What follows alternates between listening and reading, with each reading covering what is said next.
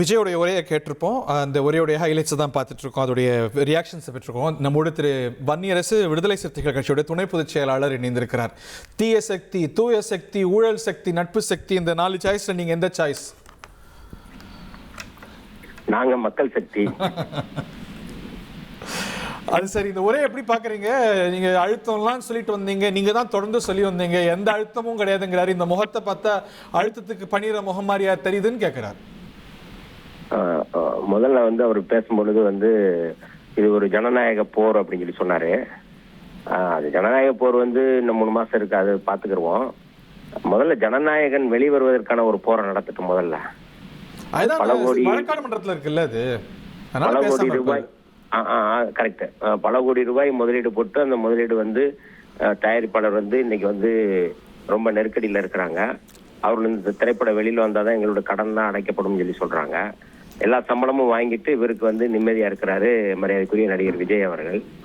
இதுல இந்த தணிக்கைத்துறை தான் மேல்முறையீடு செஞ்சிருக்கு. தணிக்கைத்துறைக்கு பின்னாடி இருக்கிறது பாஜக. இது குறித்து தெளிவான ஒரு நிலைப்பாடு அல்லது தெளிவான ஒரு அறிக்கையை தொண்டர்களுக்கு முதல் அவர் சொல்லணும், அல்லது சினிமா உலகத்துக்கு தெரியணும்.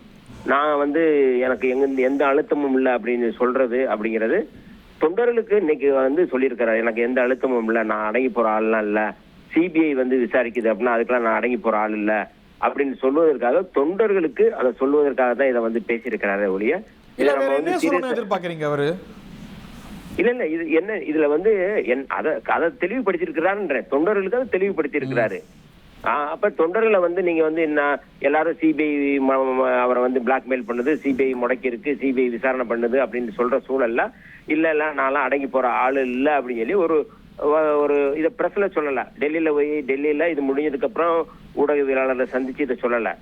ஆனா இன்னைக்கு அவருடைய தொண்டர்கள்ட்ட அல்லது அவர்கள் ரசிகர்கள்ட்ட நான் இந்த மாதிரி ஆளு அப்படின்னு அவர் தெளிவு. நீங்க அவர் அடங்கி போறாருன்னு நீங்க இன்னமும் கருதுறீங்க இல்ல? அப்பனா நீங்க இது குறித்து எந்த நிலைப்பாடுமே இல்ல.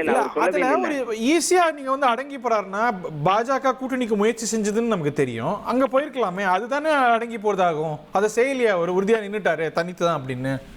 இல்ல, நான் இதை எப்படி பாக்குறோம்னா, இந்த இந்த இந்த பிரச்சனையில சிபிஐ மூலமாக அவர்கள் முன்னெடுக்கின்ற அல்லது அவர்கள் செய்கின்ற அந்த உத்தி அப்படிங்கிறது வெளிப்படையா நமக்கு தெரியாது.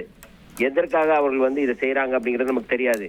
ஒண்ணு தனியா நிக்கிறதுக்கு அவங்க நெருக்கடி தராங்களா, இல்ல என்ன கமிட்மெண்ட் அப்படிங்கிறது எதுக்கு தெரியல. ஆனால் எல்லாவற்றுக்கும் அதற்கு ஒரு அரசியல் பின்னணி இருக்குங்கிறது மட்டும்தான் நமக்கு தெரியுது. என்னென்ன காரணங்கள் அப்படிங்கிறது தெரியல. அப்ப அதை விளக்க வேண்டிய இடம் அவரு தான்.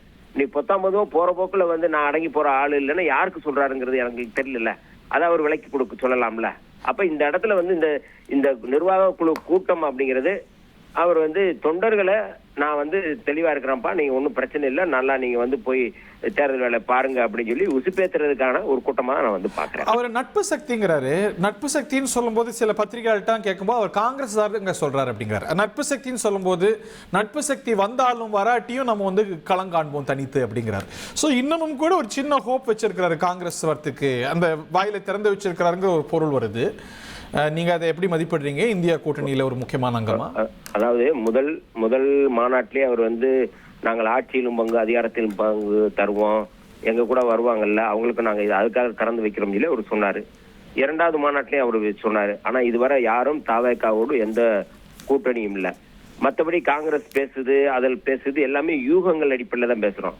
இன்னைக்கு கூட மரியாதைக்குரிய விஜய் அவர்கள் பேசிய அந்த பேச்சில் கூட நாங்க தோழமை சக்திகள் வந்தாலும் வரவில்லை என்றாலும் அவர் சொல்றாரு. அதை உறுதிப்படுத்த முடியல, உறுதிப்படுத்தி சொல்லவும் இல்லை அவர்கிட்ட.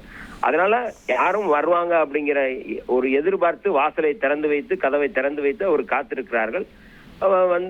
அது இறுதியில தான் அது தெரியும். நம்ம அது உள்ள போய் என்ன நடக்குது என்ன அப்படிங்கறத நம்ம உறுதிப்படுத்த முடியாது. உறுதிப்படுத்த வேண்டியவர்கள் காங்கிரஸும் தாவேக்காவும் தான் உறுதிப்படுத்த வேண்டும். யாமரியேன் பராபரமே. நன்றி, வணக்கம் திரு வன்னியரசு. நம்மோடு ட்ரெண்ட ஃப்ரெண்ட் ஆக்கிக்கோங்க. தந்தி டிவியின் சப்ஸ்கிரைபர்ஸ் அண்ட் ஃபாலோவர்ஸ் குடும்பத்துல நீங்களும் இணையுங்க.